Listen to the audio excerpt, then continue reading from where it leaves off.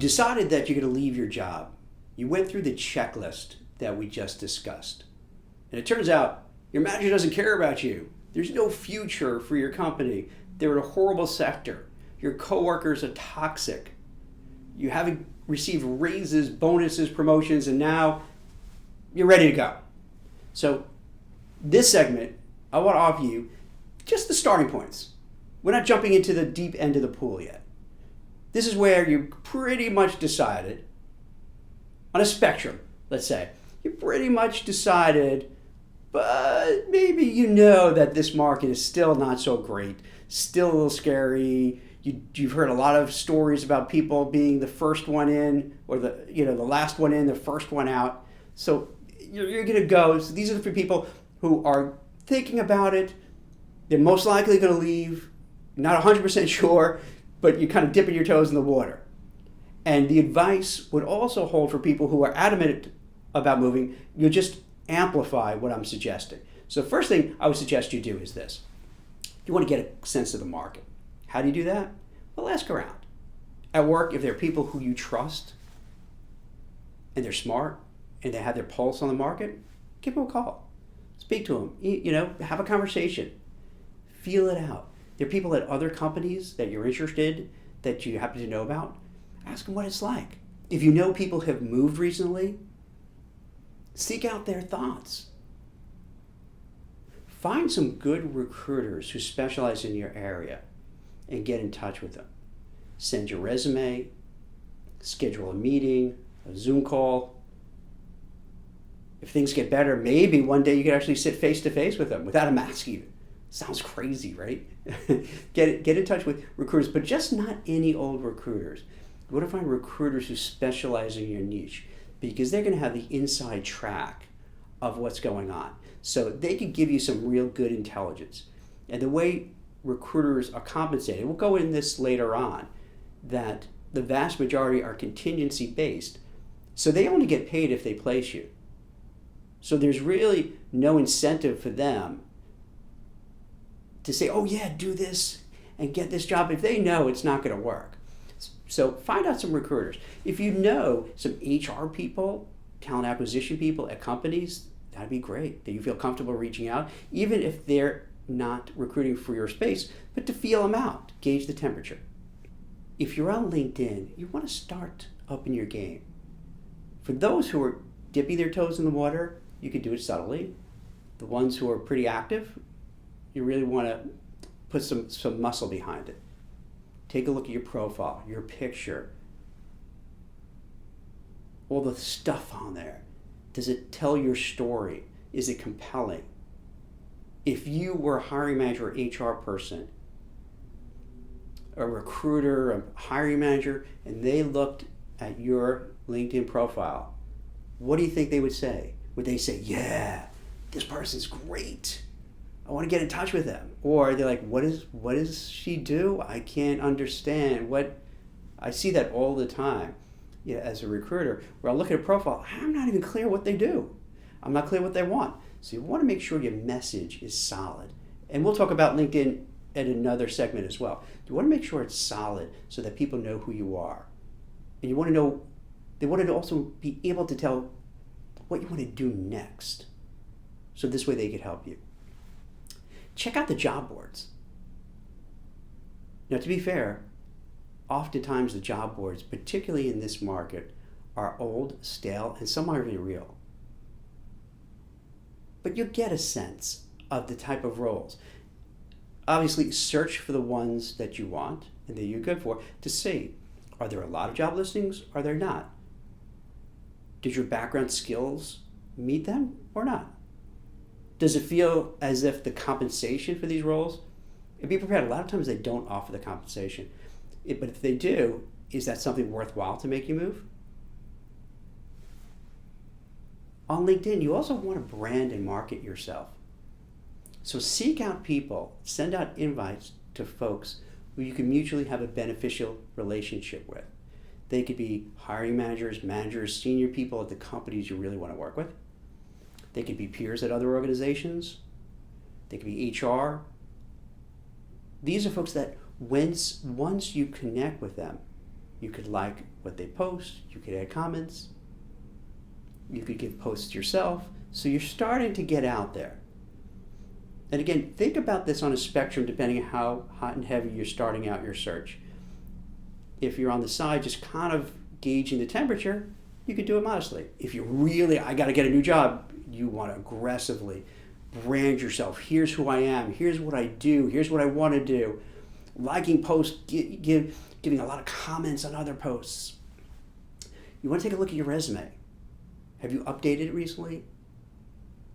It may be worthwhile to speak to a resume writer if you need the help. You want to ensure that the resume stands out. There are lots of talks about, oh my gosh, how do I get through the ATS monsters, these robots that block me? Don't worry about it. Just think of what you do. Ensure that you're crystal clear in terms of your responsibilities, the things you do, your accomplishments, so that whether it goes through those evil robots or you go to the first gatekeeper, they could look at it and go, yes, that matches. Perfect.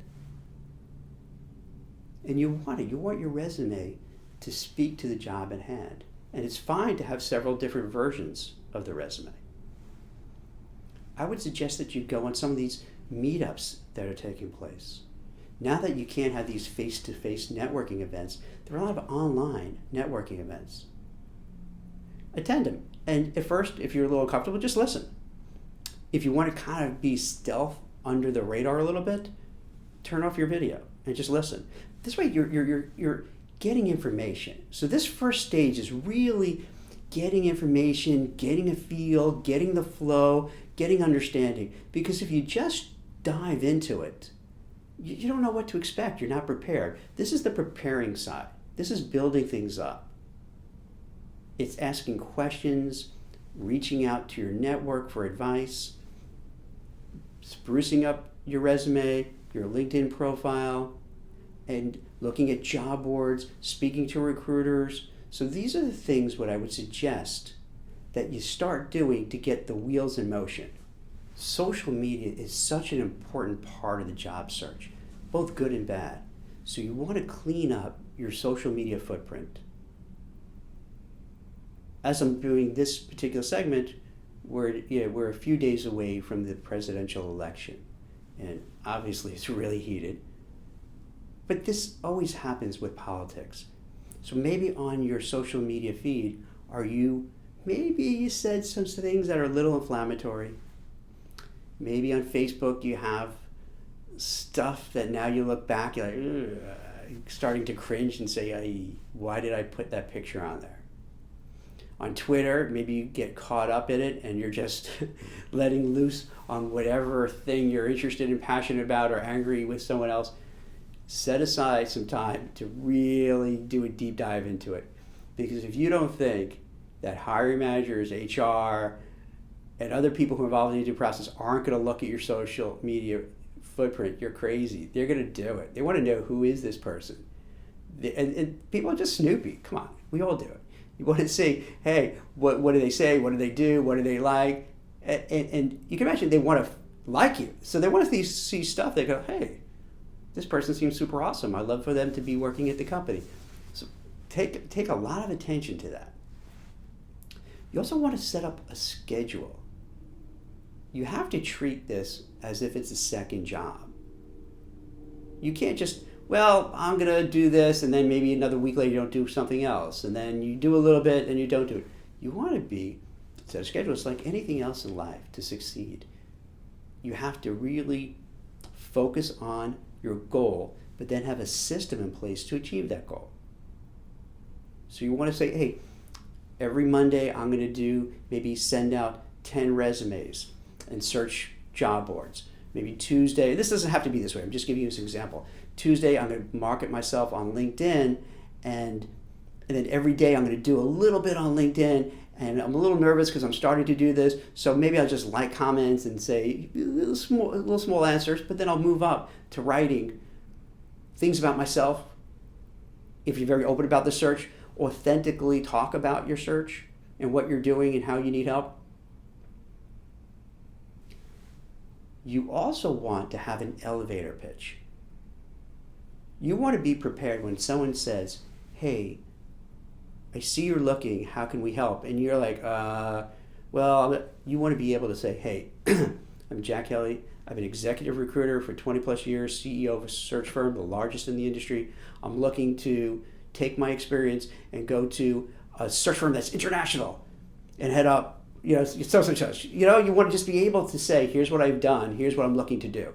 And we'll talk about a really in-depth elevator pitch later on.